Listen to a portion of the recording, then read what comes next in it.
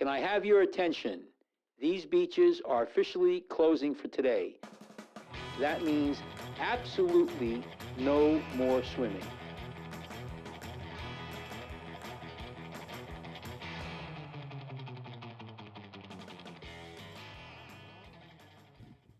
Hello, everyone. This is Dr. Michael Kachmar. Welcome to Lifeguards Off Duty with Dr. Michael Kachmar. Today's date is it's April the 26th, the year of our Lord 2023 AD. And thank you for tuning in. We have the crew today. We have Tyler. Hello, It is hot in here. I said that. Yeah, I just put the heat up. It's a little toasty. You'll be all right. The heat up. Well, it was freezing in here. It was 62 degrees. So, relax. Take your hood off or whatever. And we have Sean. It's that spring weather. We never know what's going to happen. All right, Sean is here today. And this is our studio here. So we got a whole outline today. I like it, the year of our Lord, 2023. Did you write that? I did. Nice. Yeah, he did. Yeah. So I'm Dr. Michael Kachmar, board certified reconstructive foot and ankle surgeon. This is a lifeguard show. We work at Seaside Beach Patrol, and we've been working there probably between all of us here. We have probably 100 years of experience. And you got 80 of them? Yeah. We're on all of the platforms. You can look at the video right now. If you look on YouTube or Rumble, you can see it. For the people on Spotify, if you want to get a hold of us, it's drkachmar at icloud.com. It's Dr. Kachmar at icloud.com. Do you have it up? Is there here? I don't even see it up in here in the thing here. It's at the second one. We got you. Oh, there it is. Yeah. Okay. And you can always give us a shout. And we're How on. many episodes has that been on that he's now noticing? Yeah. No, I didn't see it there. Anyway, we have a great show today. Thank you for tuning in. Episodes. And I'm gonna shoot you over to Tyler. Tyler could start the show. Tyler. You close your eyes. Don't look at the page. Okay, I won't look at the page. Flip it over. All right, good. I'll hide I cued you guys into this already, but what do you think the biggest squid in the ocean is? I don't know what do you mean the biggest squid. What's his name? Sam? I knew this prior Sam the to squid. today. The biggest squid. Yeah. The biggest squid is Sam. Sam the squid. How'd you know that? Because I saw it on. I was watching. What is that? What's that show where they're all the kids watch it? Finding Nemo. Yeah. No. SpongeBob. Yeah. One of them. They're all Sponge pants. Yeah. They're all. Yeah. Finding Sponge. I'm like. I go to. They're not in water. They're just walking around. But anyway, I know it's big because they attack whales, and there's whales that have like scars on their. So yeah, big. That 100 feet or something like. I mean, just huge.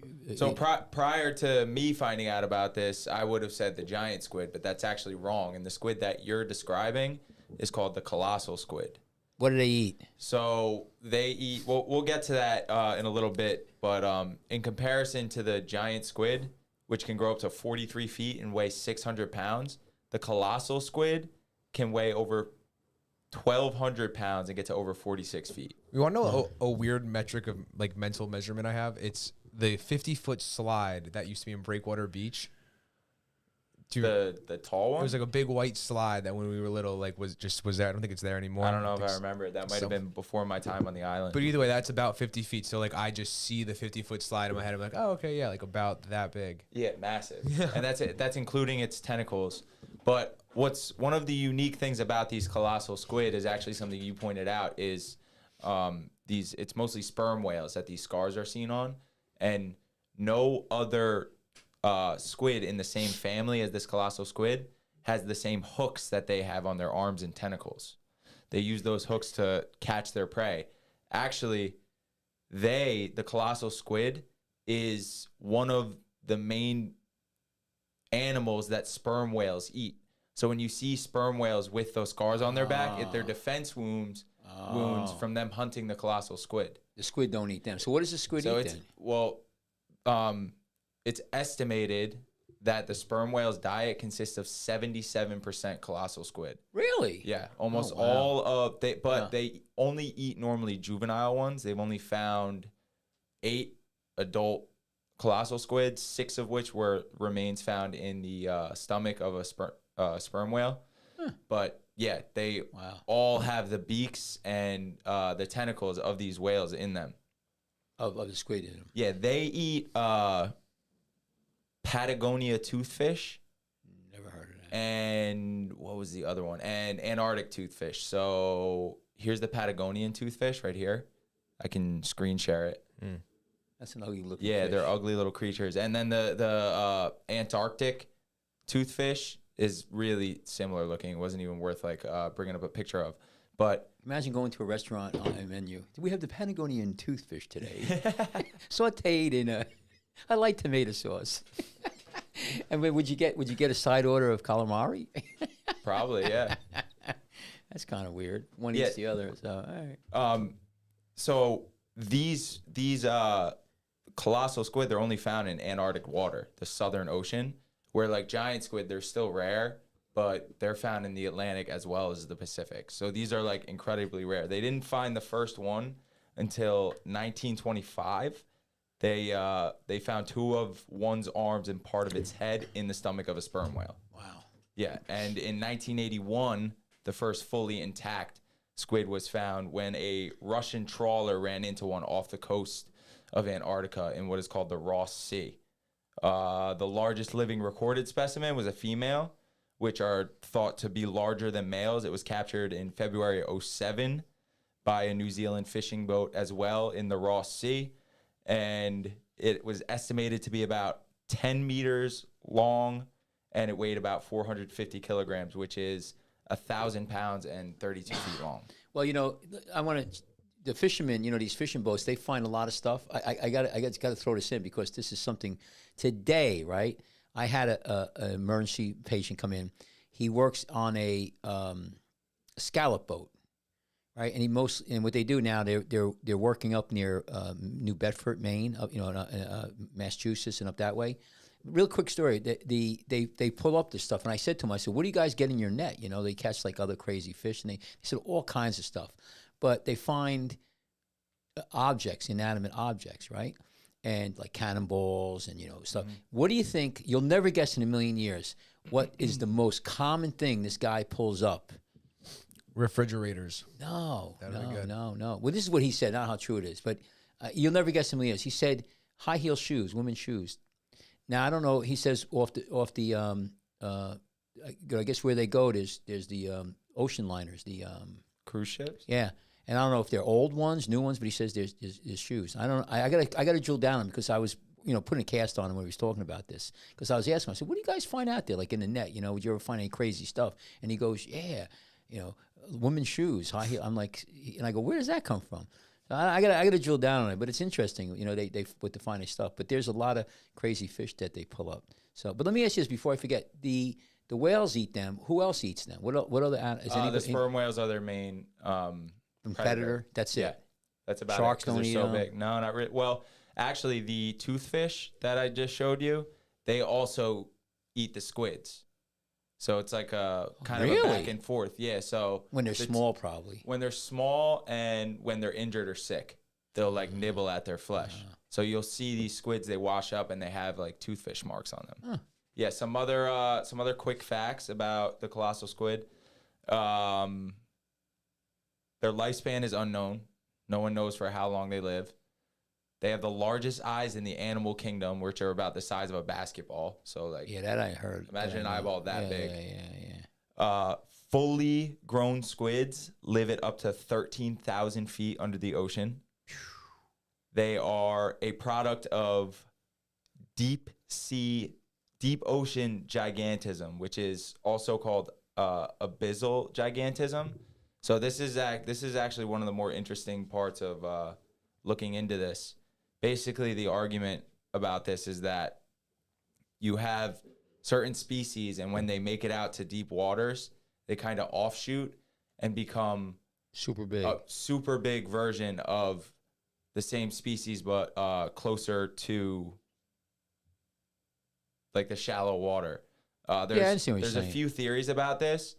One theory is that it has to do with heat conservation. Larger bodies conserve heat better. They lose less heat to the cold water around them. Mm-hmm. Another is that most animals take sexual maturity as a sign to stop growing. The argument is that the cold water somehow stunts that reaching of sexual maturity, so the body never gets that signal to stop growing until way later. That's also why they might get so big. Another one that's a little bit counterintuitive is actually about food scarcity. The idea is that animals need to swim extreme distances through water to find scarce food sources, and they need a large and powerful body to accomplish that. This is something called Kleber's rule. Oh, sorry.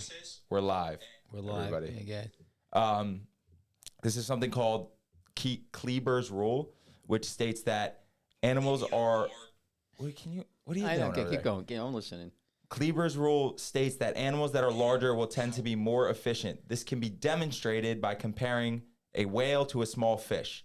The whale, with a mass hundreds of times larger than that of the fish, will have a greater metabolism. The smaller surface area to volume ratio gives the whale the advantage of conserving greater energy. With less energy lost to the surroundings through heat, in the deep, food is scarce, with most of the nutrients falling as marine snow, a trickle of organic debris from shallower waters. Thus, food is scarce, so there is an incentive to conserve this energy and to grow larger. Well, that was the idea too. I mean, because when I was studying biology, when I was in my training, why the dinosaurs and all the animals, everything was bigger. Remember, always see like the giant birds, the sharks were, 100 feet long and all that. That's that whole thing. Things got bigger and better, and then things got smaller. So I thought that was because they thought there was more oxygen back then. well, he just mentioned why. There's what's the word I want to use? Environmental pressures, for them to be, bigger and it's less energy. It also has to do with larger animals having the ability to ingest larger prey. Well, And a larger body animal can survive more environmental extremities. But are either of you familiar with the idea of the island rule? No.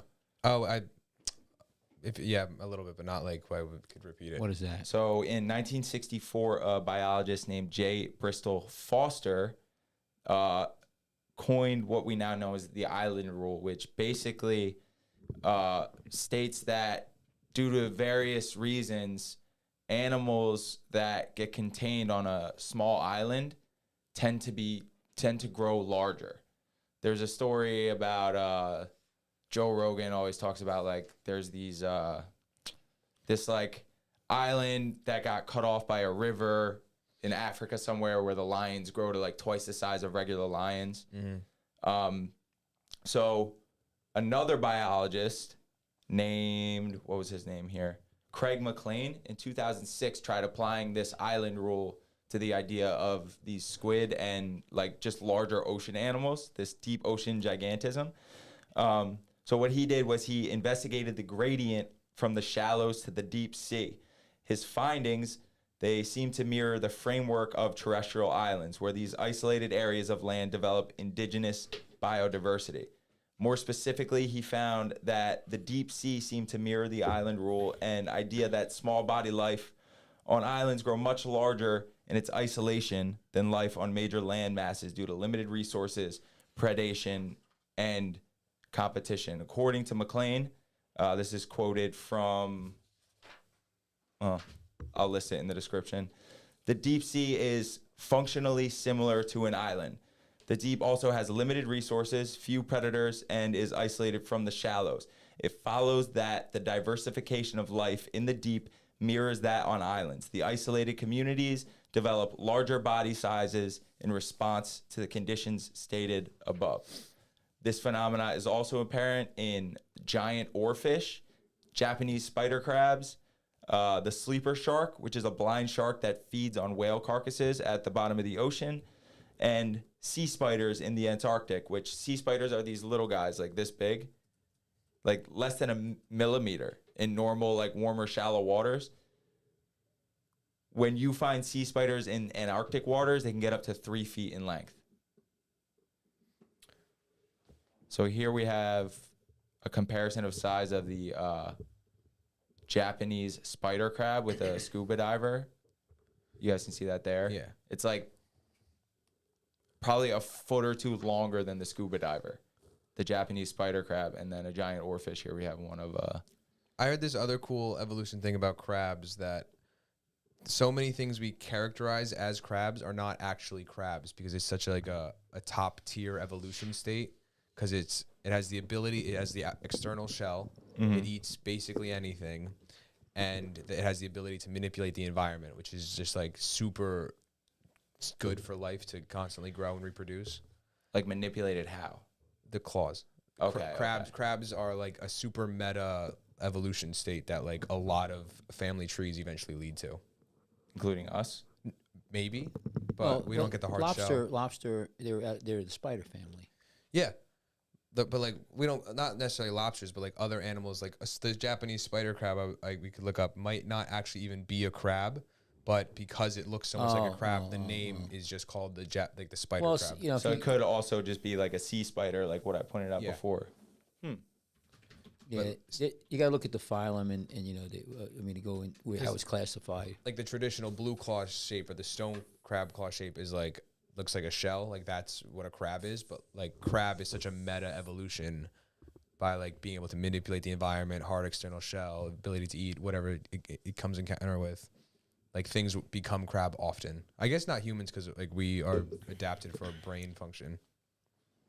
Anyway, I read while we're talking about like crazy evolutions of these sea animals, what are cephalopods, right? So squids, Cephalopods. octopi, cuttlefish. Yeah, I think so. All they're identified by their tentacles, right? In general, they are some of the most like highly evolved creatures on Earth. Their eyes are like super sophisticated. They're all like incredibly smart. You know, you can see octopi solve like pretty complex problems. You know, there's videos of them from the inside of a jar reaching up, unscrewing the jar, and then squeezing themselves out. I was reading about cuttlefish today. Okay, wait, Cash, have you ever seen those videos? Or like, have you Yeah. ever thought about that? Yeah, we were watching one where the cuttlefish, you know, the octopus becomes a friend with somebody, and then You watched Octopus Teacher? Yeah. I was thinking the whole time, I mean, get some calamari and squid genie. Yeah, what's creepy about octopi is I think this is so cool. This doesn't make any like. There's no way it could know this. Yes, exactly. But what's also creepy about them is that they can fit through anything their beak can fit through because that's The structure. the most rigid part of it's the only rigid part of their body. So yeah, this guy's gonna Look at this. get out of here. It can just sit there and understand the cap comes off if you twist. Do you think it was taught that? They claim that this is first time every time they show a squid like or octopus or cephalopod. Well, you know, Well, it must have watched them put it on. That's the only clue True. he had, Yeah. or she, he or she, or they. Right, Catch? you know, other creatures in the world pretty smart. They could do a lot of things. So, And you know, but they say pigs are very intelligent. We slaughter them every day to eat them. I listened to a podcast with the guy from Neuralink that was talking about pigs, but we're not here to promote other people's podcasts. Right. Go ahead. Back to the cuttlefish, right? They communicate with each other through, like, cuttlefish are incredible at changing, like, camouflaging themselves and changing literally the color Right. and texture of their skin. Right. They're Yeah. capable of having Yeah. two simultaneous discussions, if you want to call it that, visually, two simultaneous visual discussions at the same exact time. So the example that was given in the article I read was that you'll have examples of a male cuttlefish say there's a male cuttlefish in the middle. On the right of that male is a female that he's trying to court. So he's putting on whatever that light display is to the female. On the far side is another male that he wants to trick into thinking he's a male. So he'll change that side of his body to look more female. So the second male doesn't feel threatened by the fact that he's courting the other female. However,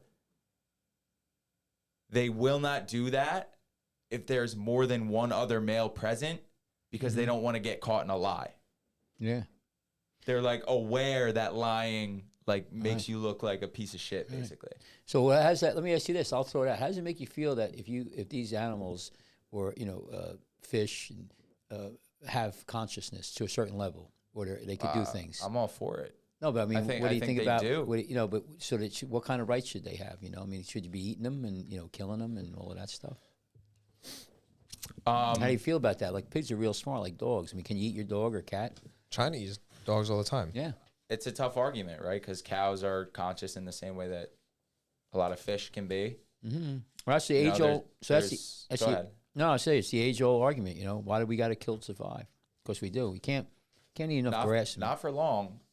They're already printing like cow steaks from DNA. Have you heard about that? Yeah. Well, we'll see how it goes. Would you try that? I would try that for sure. I'd try it, but same thing that like, does that actually have real nutrients in it? Like, does that actually right? How far does that go? Right. It has fat in it. It has Well, I think the idea is they replicate actual muscle and fat cells. Yeah, but here's the cow. thing. So what? I mean, the thing is, what's the point is you got 1.5 billion people in China, 1.5 billion in India. You ain't gonna be able to print out enough shit. You still got to eat food from somewhere. So my whole point about it is you're not going to get rid of killing animals, fish, mammals. And I'm just asking you the question. With that mentality, we'll never be able to do anything. What do you? Just saying can't. Eventually, the goal is to be able to do things, right? So if they that. figure out the way to do it, they can accomplish it. Yeah, maybe not. Maybe it's not.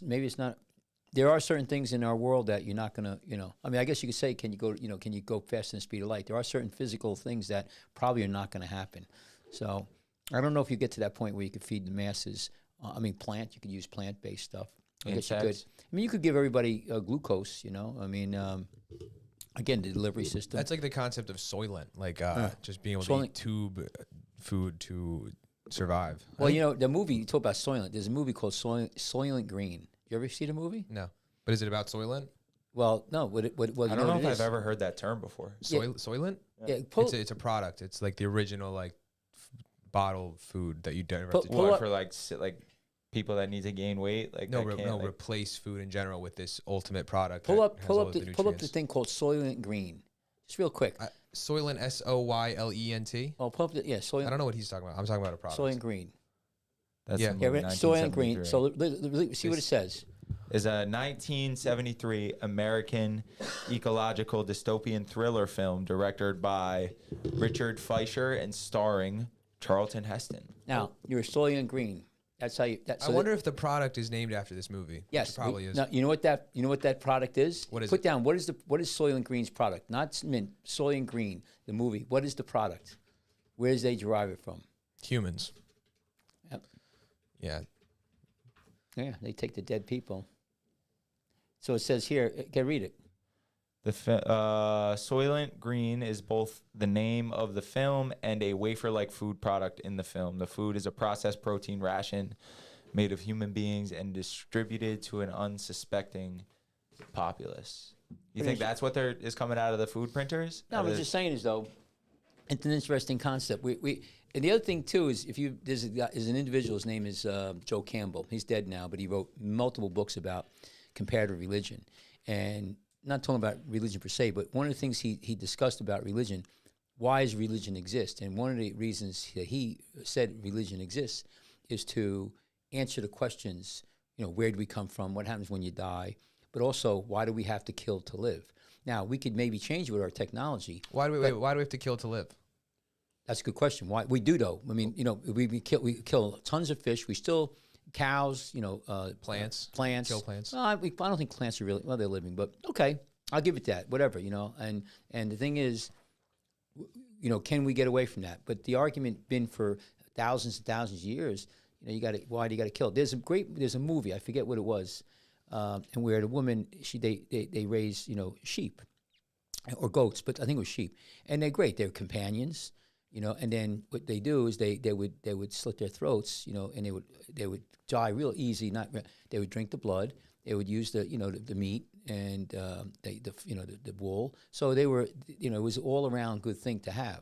So I mean Yeah, they are more in touch with the death aspect of life. No, what I'm saying which is that something I feel like we fight every day in society about. Is yeah. But anyway, the risk of dying. Well, that's it. Well, there's and I'll give you another one. You know, there's this song. I love the Black Angels, and one that says you can't we don't live if you can't live, or we don't live if we're afraid to die.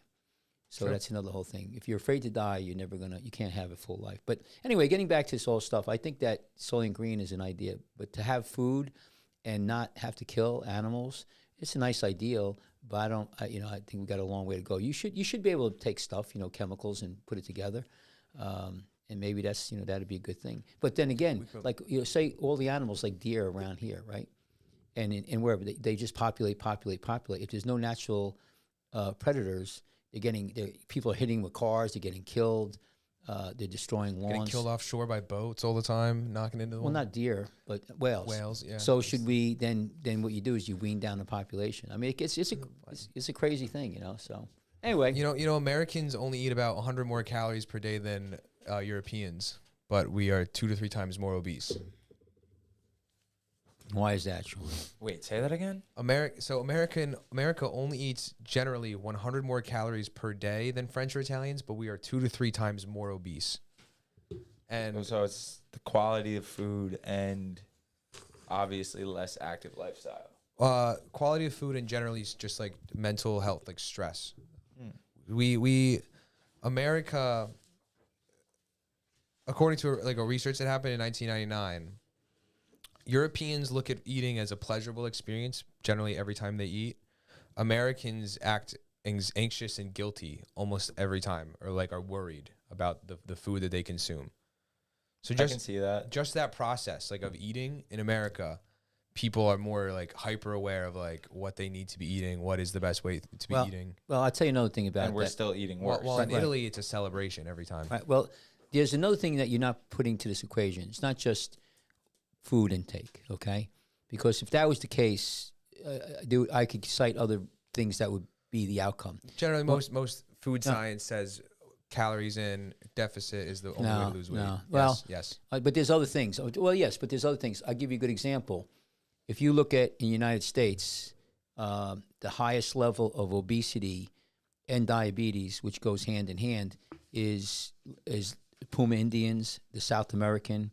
And there's a gene. They isolated this gene, and it's a starve gene. So back in the day, especially South America, but also the American Indians, they didn't have a lot of food. I mean, they killed the buffalo. They had grains.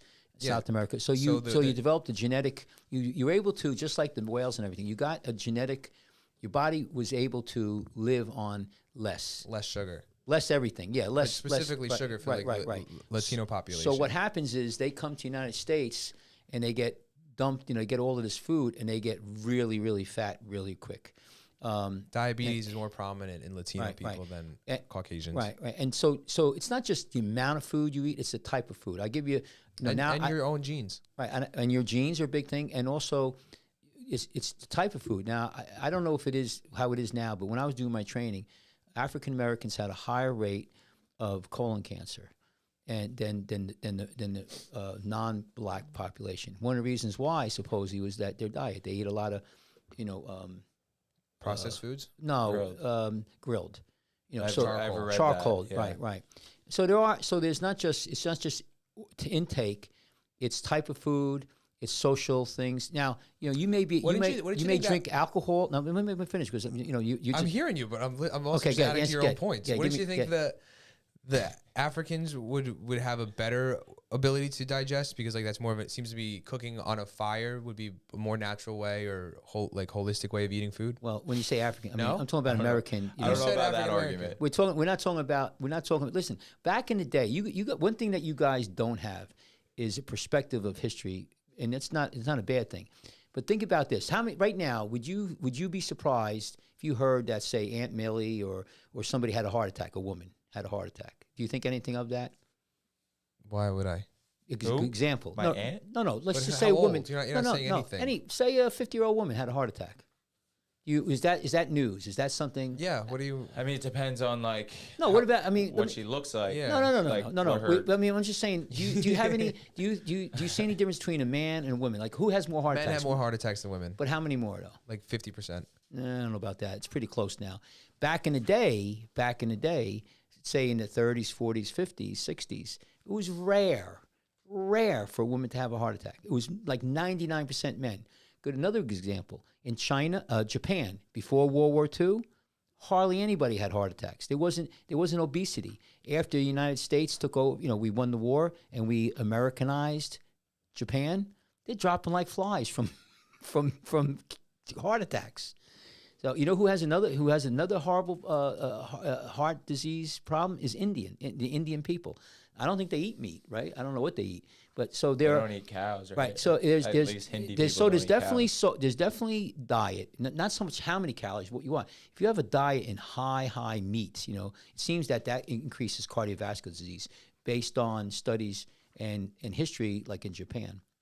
If you look at the American Indians and the Puma, diabetes and obesity, because there's that gene to spare, the starvation gene. Then you got to add on to all of this too. Cigarettes and alcohol, how that affects everybody. And then you got the other thing that you look at is when you talk about obesity is this diabetic gene, which is another thing that's an interesting comment. So it's a real complex point. That's what I'm getting at. It is. Yeah. And I mean, I deal with it all the time. And generally speaking, you have in the United States, we're so easy to get food. I'm driving down the road. Anytime at night, you could just go to Wawa, McDonald's. I mean, I don't know if McDonald's is open 24 hours a day, and it's cheaper. It used to be cheaper to go to McDonald's. You have a family of 5, roll in McDonald's. All right. Cash. Good. According to a landmark study, and this is going off what you're saying, but I don't Yeah. think you know where you're going right now. Well, I was going to say McDonald's. I mean, McDonald's food is bad for did you ever have Yeah. a Mac attack? Did you ever? I've had a Big Mac in my life. We used to call it the McGangbang. Yeah, oh yeah. We would get Why do we? Don't, yeah. Going off topic. Why not? What do we got? We're scripted give me now. your version You know, of the he's, McGang. he's all I serious actually now. We wrote this down. We gotta go by this. So okay, I what's the actually big? called it. My friends called it the McStream, but I think your people might have called it the McGangbang. The McStream? Yeah. The hell is that? McStream doesn't make sense. Listen, I don't want to use that word. McGangbang makes What a is lot that? more sense. So So it's what you is take that? Gangbang Tell makes people more because that you sounds take a sexual. McDouble. It is kind of. You take a Yeah. McDouble, you split it at the patty. So you have bun patty, and then Right. you put a full McChicken in Like between the whole that. sandwich. Oh my god. And then smash them together and eat it. If you're feeling crazy, you can throw some fries in there. It's delicious. It is so good. I might get one on the way home tonight. Well, I tell you what we used to do in college, and you talk about going down a rabbit hole here, but White Castle. We used to.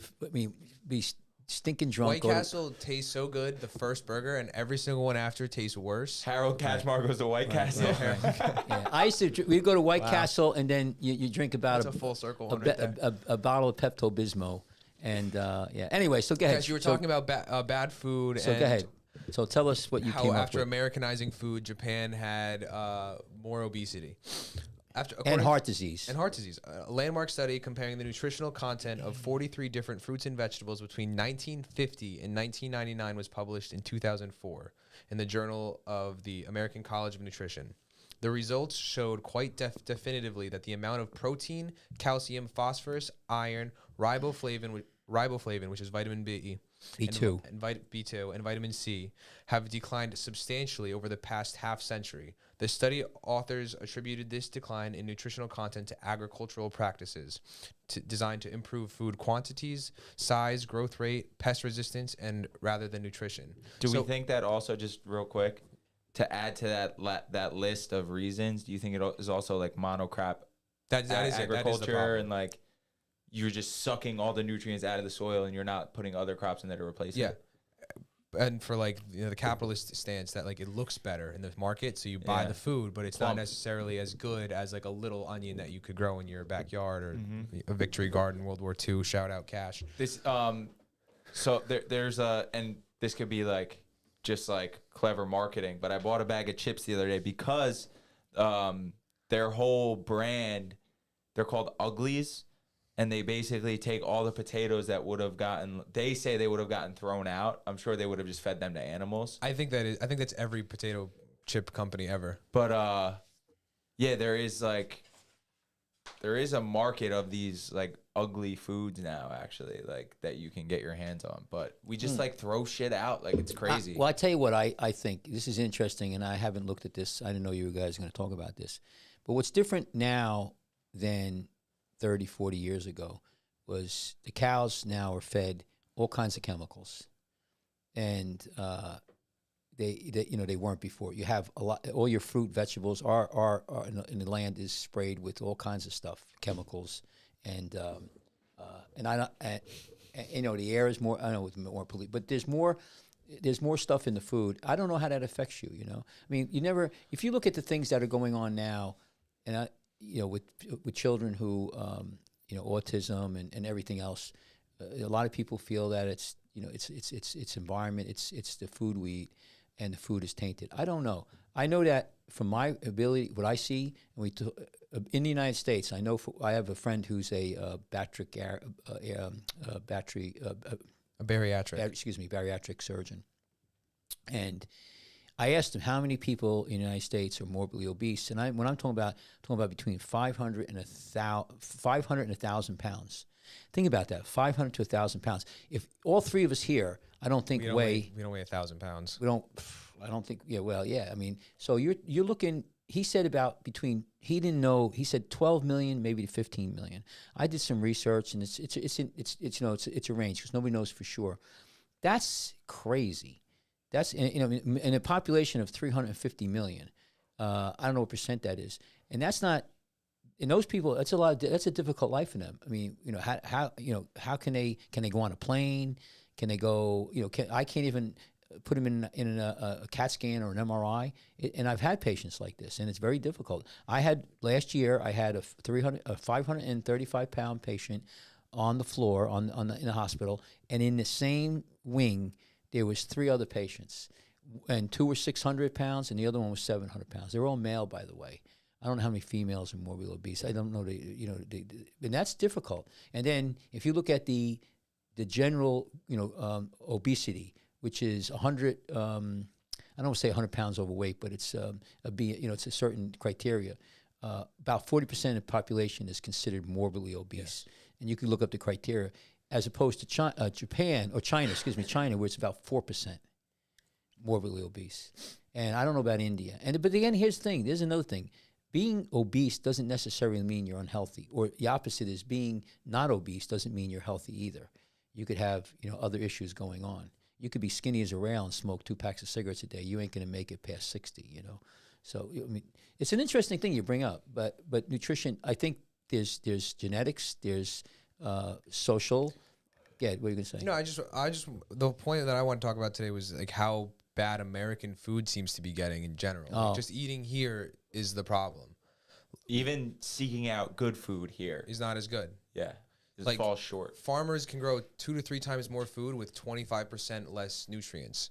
So, and the guy that was reading the article that I was doing research for talked about how he was an exchange student in college or high school, and how he was super excited when he was taken to a supermarket and saw all of this produce that just doesn't exist in where he was from. I think he's from India. Yeah.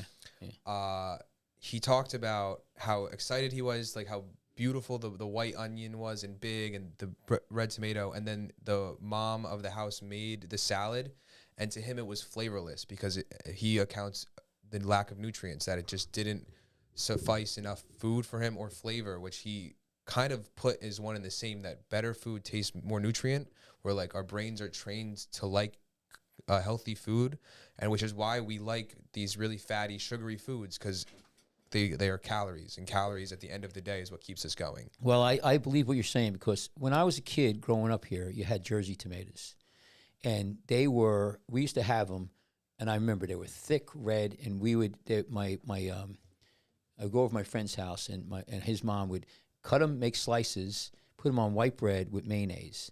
It sounds crazy, but they were like a steak. Before. They were like a steak, but they were. I haven't seen a tomato like that. The other thing that we used to have in New Jersey here was the peaches, Jersey peaches, which were, oh my God, so sweet. Perfectly ripe peach on the beach. Yeah, and I don't know, so there is, you can see. I mean, I try to get fruit and vegetables all the time, but I get a lot of fruit, and most of it comes from Chile, Mexico. Less and less from California now. I don't know if it's California's having, whether or not it's the droughts and everything or the rain, but sometimes it tastes like shit. I know it has nothing to do with money. I mean, I'll buy whatever I had to buy, and you could tell. Sometimes it's good. Sometimes it just tastes like nothing. There's nothing in there. It's just. I noticed that in tangerines specifically. I don't know why, but like tangerines to me now feel real waxy. Right now, in New Jersey, we don't make more. We don't grow watermelons here anymore. Something hit it, some fungus. And so things change. Corn, and there's a big difference too. Like I think in Europe, you might have a lot more local markets, people growing their own food. I think so too. I think we actually can't give away food to Europe. They don't want it. Like they're complacent with the food they're growing, or they have enough. We can't even give it to them. And then you got all these supplements and everything. I tell you, obesity is a real problem in this country. Now they have while you're on that, you got this Ozempic now, is this the diet drug? Well, what it is, but it really is. It's a diabetic medication. It reduces your insulin. It does a lot of things, but now the company has turned around and made it into. They lowered the dose or raised the dose, I forget, and they made it into a weight reduction pill. But there's some controversy about that. Somebody says that once you stop taking it, you gain the weight all back, and you get a lot of diarrhea, stuff like that. But it's interesting. We have to, everything is a pill. Take a pill, as opposed to. Reduce your intake of shitty food. Try to eat good food, but it's expensive. Like hyper clean environments. And then school right now. Is any of you guys know anybody who's in high school right now? A couple guys on the beach, yeah. Do they have to do a 1 mile run to graduate high school? Oh yeah, the Kennedy thing. Is that done? The presidential fitness exam. So what that was in my memory was some elite athletes from middle school were allowed to take the test, and if they did the test, then they got a medal, and that was the only kid. Like maybe 20 kids. You could not graduate when I was in high school. You could not graduate high school without doing a mile run. Why did we let that go? I don't know. I tell you when I went to college, I had to do it in college too. The mile run's technically a part of high school curriculum, but it's not. Definitely not enforced. I guarantee you that there's a large amount of kids cannot do a mile run. I remember kids crying having to do the mile run in high school, right? Yeah. Now, I was one of them. Sedentary life, but it's interesting. The whole thing about this. This is a huge topic. We should have it on my medical show, obesity and what to do about it. Because obesity, if you look at, I watched on TV, and especially in the black community, so black and beautiful and big, and if you criticize it, people say, you're being whatever. And I was a doctor. I always was taught, and we always looked at that obesity is not healthy. Now people are saying, no, you're if you criticize somebody if they are obese, you're wrong.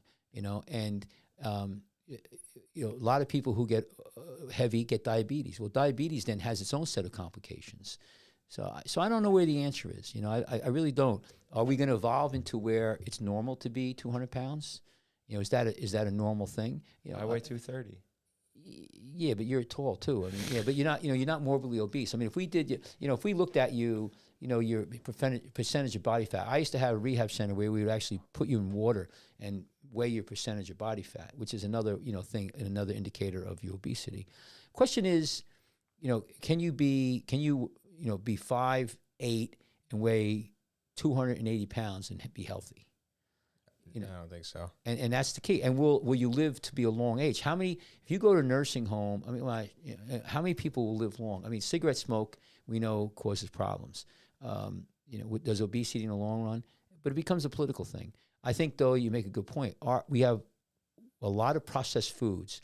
And what I've read over the past 10 years is that one of the worst things is the processed food. And but it's processed to an extent that you don't even think about. You hear processed foods, you think it's sprayed with fertilizer, but it's the cows. No. It's what the cows eat. The cows used to eat grass and dirt and bugs and all of this stuff and have a whole biome in their own stomach. Right. That's now hyper clean, and we eat from these hyper clean cows. Right. And it's not like a full circle of life.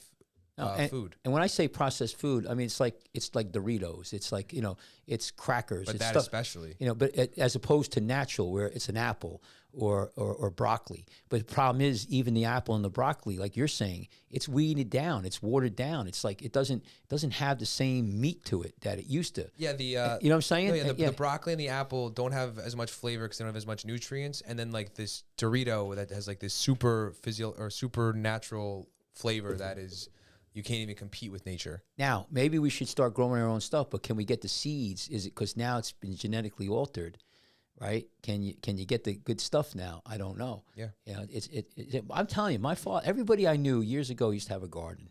You grew your own stuff because it was expensive, you know. And I just know the tomatoes were so good and the corn. You know, now I don't know. It's a tough one. It's a tough thing. And a lot of countries, I don't know about Europe. I mean, I think they have an obesity problem. I know India has their own thing. You know, they do have obesity that's rising up, but they also have I don't know why they have a cardiovascular disease issue. I don't know what their diet is and how it pertains, what the genetics is. You know, It's the first time in human history that the lower class economically people are like the fat ones. Oh, I see what you're saying. That's a good point. Yeah, It doesn't make any sense. Well, you know, it's the type of food. I still think it's, you know, genetic predisposition. Mental health too. that we were like I was talking on originally, like how the Americans when they eat, it's you're frightened and guilty. Yeah, I think it's genetics too. I mean, we all know people who are. I know guys who are skinny as a rail. I mean, their whole life. You know, they could eat. They could eat eat everything, and they just burn it off. Other people, you know, they're fighting their weight all their life. Yeah, I wonder how close those guys are to first generation Americans. You know, I know. Just Look talking out of my ass. I could tell you some famous. Look at Oprah Winfrey. I mean, she's been fighting weight issues all her life. I mean, she's a billionaire. You think she has all the resources, and she's not, you know, lazy or, you know. I mean, it's got to be a genetic thing. I mean, some people are just really fight it. I've known people, and even different in families. You know, there's people in families. So it's tough. I think it's eating habits, it's exercise, it's a lot of things. But I agree with you, though. This is something has changed in the past maybe 10, 20 years. The nutrition, when you say nutrition, it's really, you know, how good that food is. Is a tomato of today got the same good stuff in it as a tomato 20 years ago? And I tell you, no. I don't think so. And that's a sad thing. And how do you fix that? And again, they're saving money. They're moving it across. They're pumping out good-looking products. Yeah. So I don't know what the answer is, but I can tell you, you know, protein is one of the reasons why human beings evolved is because we started eating meat, and meat's an important part of the diet, and fish, and people are getting away from that. So maybe that's a thing too. I don't know what's the diet now, like, you know, an average diet like you guys. How often do you eat meat? Like a week? Like I eat a lot of meat. Oh, you're a big meat eater. Okay, what about you? Yeah. Almost every meal. Oh, wow. So, well, there's you go. I don't know about people, you know, but you guys are not morbidly Mostly obese. chicken. You know, because you guys work out. We train. Yeah, no, Yeah, I eat a lot of meat. Yeah. I when I was younger, all my years, I didn't eat like pancakes and bacon. I mean, I stayed away from fat. You know, my downfall was, you know, I would come out of the winter lean and mean, in the summer and, you know, train and compete. And what happened was, you know, there's parties, you know, you start drinking and not talk, you know, and you start drinking, and the alcohol always got me. And then I would get a little bit of a belly, you know, and then I'd back off. But I always knew if I stopped eating the fat and, you know, anything that was sweet and I'll be fine. So now, I don't know, you know, maybe the stuff in the foods too are actually, you know, changing our genetic makeup where we are, you know, gaining from everything we eat more obesity. Your liver makes fat. I mean, it's a whole thing. I can't. That's really good for you. Yeah, generally. Yeah, but I think alcohol too is bad. You know, alcohol is a tough one. You know, makes you heavy. Anyway, so what else you have here? So that's it with the. That's it with the food that I had. Well, did you see they just came out? There's one article which I don't believe. They just came out with an article saying that any alcohol, even a glass, is bad for you, or it can't help you. I've heard that's new now, and which I don't believe. But yeah, I've heard more than 2 glasses a day harms brain function. More than 2 glasses a week harms brain function. It like atrophies your brain. There was, and again, you know, and then 30 years ago they came out with studies that wine, you know, a glass a day reduces your chances of having a heart attack. I would take everything with a grain of salt. I tell you what, you go back and look at the literature on caffeine. You know, caffeine was like the greatest thing in the world. Then it wasn't. Then, you know, it's great to work out. We used to drink 2 cups of coffee and then lift weights. It was the whole thing about caffeine. You know, burn calories. And then I drink coffee before I lift weights. Yeah, pre-workout. I mean, you know, caffeine. Yeah, right. It was the biggest thing. and then it goes up and down, alcohol up and down. Isn't it generally accepted as pretty harmless now, caffeine? I don't know. Depending on like Listen, the method you use to take it. I trained and started practicing with a doctor. His name was Dr. Trom. He was a flight surgeon in World War II. He's passed away now. He was one of the first. He started the American College of Rheumatology. The guy was a pioneer. And you know what he used to tell me? He goes, moderation, everything in moderation. Yeah.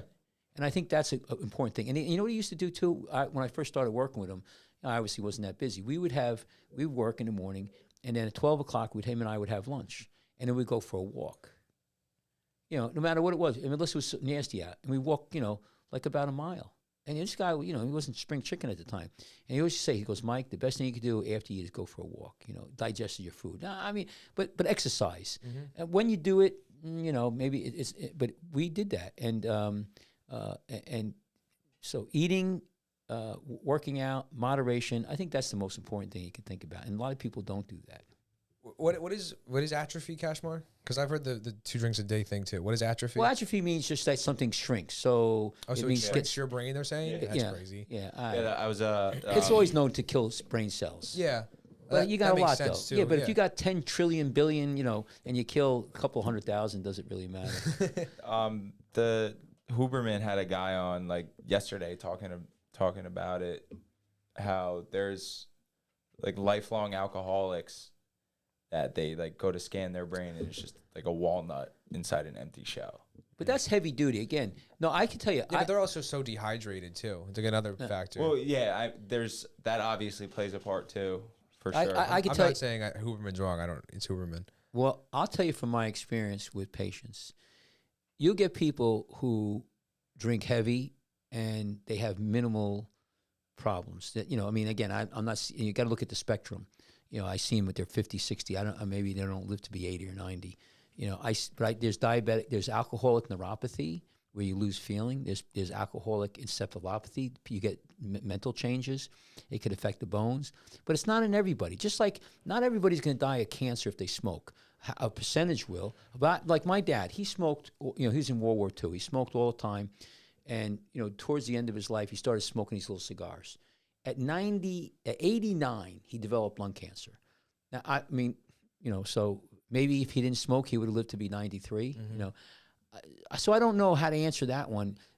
Definitely moderation. And there are certain things that are a hard stop. I can tell you right now, you shouldn't be smoking, marijuana or cigarettes. It's bad for you.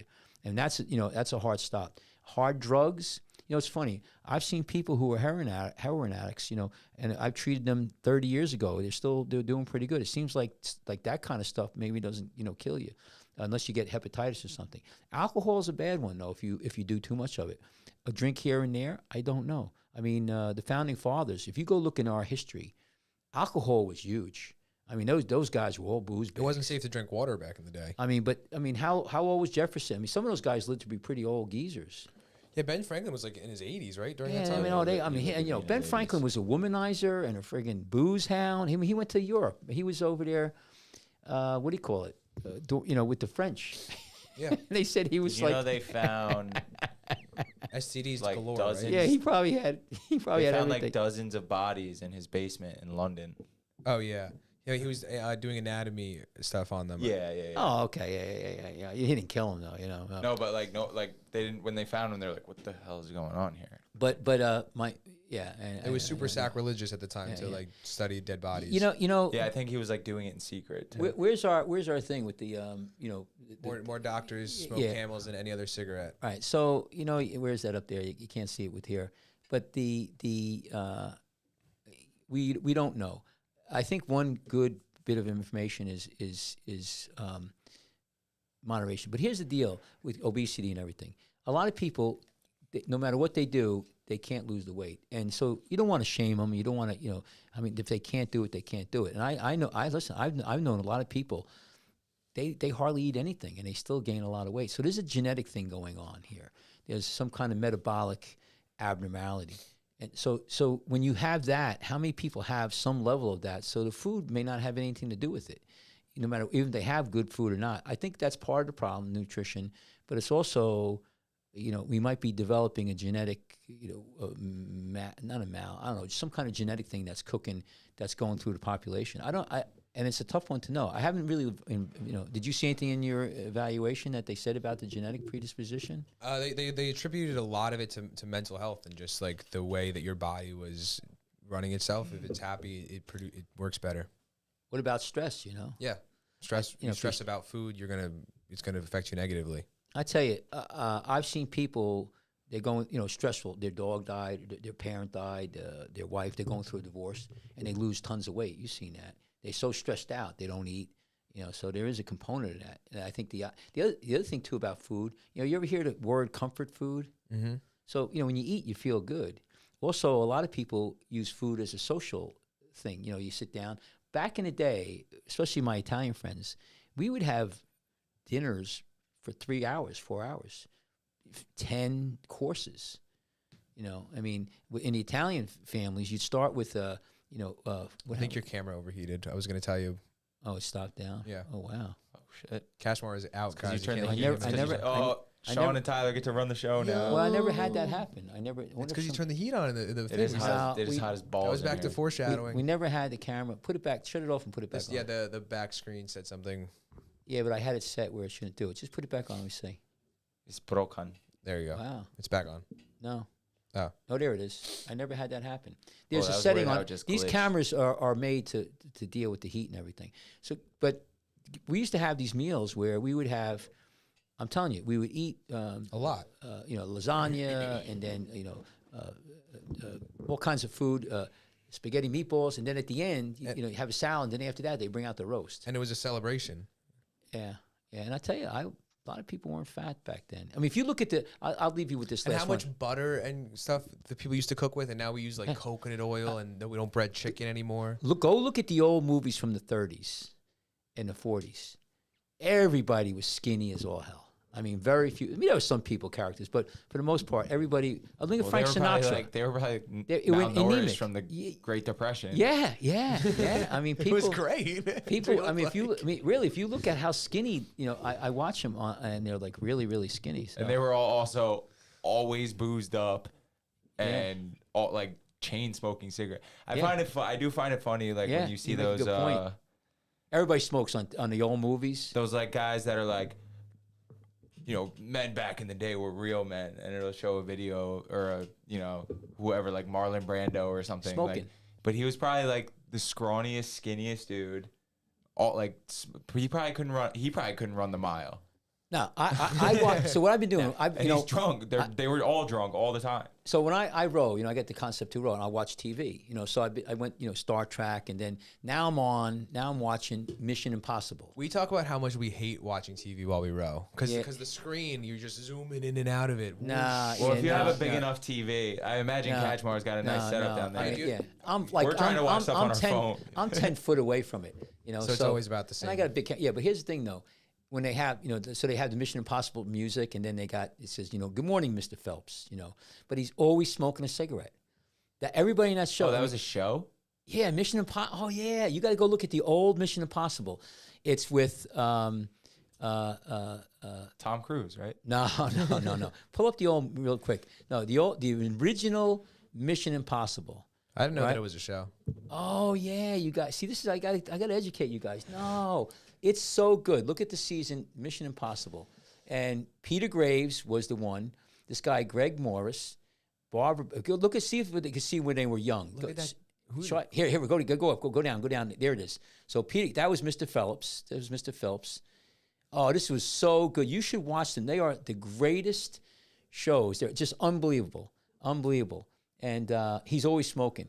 And what they would do is he would get a mission. It would be like, Mr. Phelps, there's a John. It's always Russian, but they wouldn't use Russian. They say the Eastern Bloc, Igor Nitnat. He stole millions of dollars, and he's going to buy a nuclear weapon. And you got to stop him. Does the device that tell him what's happening explodes every time? Yes, it burns up. And he says this will, and it goes like this. If you take the case fine, here it is. Let me look. Okay. Watch this. This is so great. That's the one guy. It's called Mission Impossible, but it's those people are the Impossible Mission Force. So it's the IM Force. And they always wear these masks like they impersonate people. I'm telling you. They all see the cigarette in his mouth? So for people out there who are watching this, Mission Impossible, Sunday night at 5 p.m. on. you have to watch those things. That was pretty good. They're on what do you call it? Prime TV, I think. Amazon. And their plots, they're so sophisticated. And what they do, they'll set up a sting operation. Like this one guy, right? This guy had information. He was a Nazi, this is, in the 50s now. He's a Nazi SS commando. He's been locked up in a Russian prison for years. And they tried to break him because he has a Swiss bank account with millions and millions of dollars. And they couldn't break him, right? They couldn't break him. And he was so they were gonna kill him. So what happened was Mission Impossible people got involved, and what they did is they had this warehouse, right? And they brought him in there, and he was out, he didn't know about it, and they had this big apparatus, and it was a submarine. He thought he was in the submarine, and they played it out where the submarine crashed to the bottom, and they have to go out the escape hatch, and there's him and the other guy, and he wasn't probably going to make it. And the other guy convinced him that he's part of the SS, And he goes, well, let me give you the account number for the Swiss bank account. And he gave it. And they were all recording it. And after they got it, they left. And then the other guys, the Russian guys, sounds like one of the Tom Cruise plot. Not exactly the same, but how it works. Yeah, and then they goofed, but they tricked him into giving up the thing. But that's the key. The nice thing about this is it's very sophisticated. It's very hard to follow sometimes. But you guys should watch it. Do you like the Tom Cruise ones? Yeah. But it was an original show. Do you watch the Tom Cruise ones? Yeah, I watched almost all of them. Whatever. It's good. Are you more of a fan of Mission Impossible or James Bond? Oh, James Bond. Okay, just had to make sure. Yeah, because listen, Bond, and I have to be careful what I say here, but we're a family show, but Bond would get one of the enemy, hot-looking darlings.